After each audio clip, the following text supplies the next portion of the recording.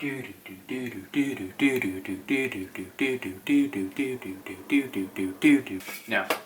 but I've recently watched the new fan film called Halloween Night, and it is one of the most amazing fan films out there. If you haven't seen it already, the link is in the description, and I highly suggest you checking this out, especially if you're a Halloween fan and you really love Michael Myers. This fan film is for you. I am reading off my notes here. I took notes while watching the film, and I have to say it is very original in how it came out, and it's an original idea. It is not based off of any timeline. This is their own timeline, which makes it original. They incorporated things from the other films that made this film work. And when I say work, I mean it blew you away. So let's not waste any time, let's get into these notes. Michael Myers is a key essential to making a Halloween film, obviously. We've seen him in almost 11 films, because Halloween Kills hasn't come out yet, and Halloween 3 he wasn't even in. But I'm not saying Halloween 3 is bad, but anyway, we're not doing a review on that. They had everything from the mask to the coveralls and the movements down. The person who plays the Shape actually incorporated some of his own movements into the role, and it is very nicely done. When the cameras move with the Shape, you get a sense of unease, which the character of Myers already has, but they were able to work with it and blend it very nicely into the film. When the cameras move, unease of the Shape does not take away from the film at all. It actually adds in more originality and everything like that. So, as far as Michael Myers goes, Michael Myers is back in this fan film. But also, to have any of the essentials, you have to have 2 of the 3 things at least. You have to have the mask, you have to have the music, and you have to have the lighting. This one, they had all 3. So right now I'm going to get into the music. Music had the 2018 and the 1978 soundtrack incorporated into music of their own. It adds originality to their soundtrack while keeping the creepy sense of the original classic and also Halloween 2018. So you'll be hearing some of their own music while hearing some of Halloween 2018's soundtrack and the original 1978. Very nicely done, and it makes their soundtrack super original and very, very smart.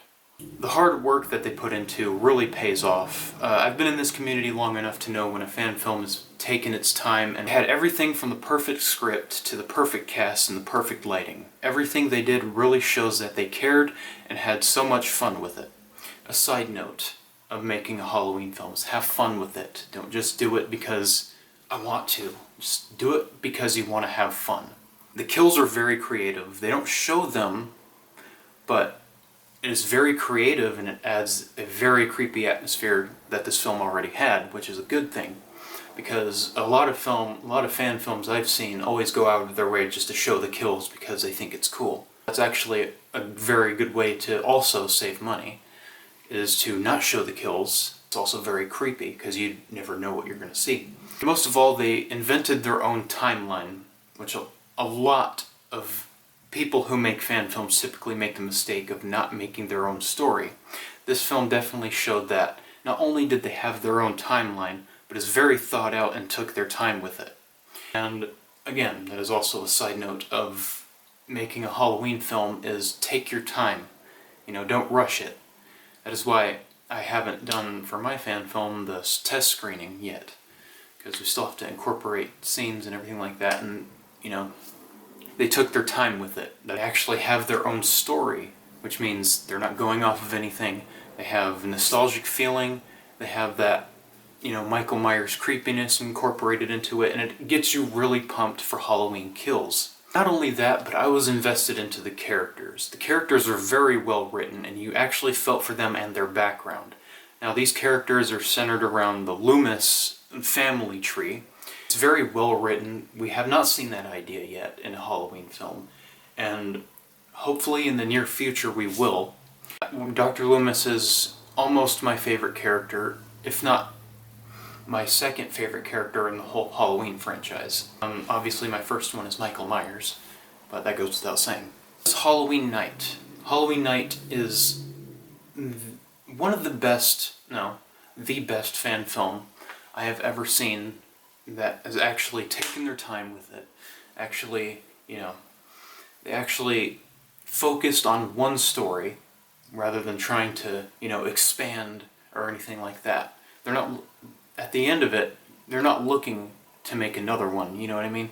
They're not making a sequel to it. This film stands on its own, and that is very, very creative. Because a lot of films, like Jason Blum was saying, a lot of these films don't have an end, you know? You're like, oh great, we've got to see the next one.